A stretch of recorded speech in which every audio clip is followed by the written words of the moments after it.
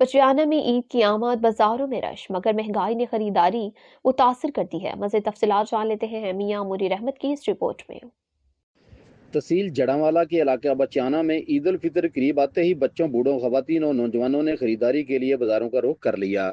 عید کی تیاریاں کے سلسلے میں بچیانہ کے بازاروں میں جوتوں، کپڑوں اور جولری کی دکانوں پر رش دیکھنے میں آ رہا ہے۔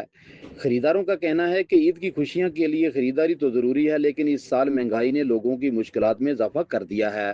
شہریوں کے مطابق گزشتہ سال کے مقابلے میں اس مرتبہ جوتے، جولری اور دیگر اشیاء ضروریہ کی قیمتوں میں واضح اضافہ ہو چکا ہے، جس کی وجہ سے خریداری محدود ہو کر رہ گئی۔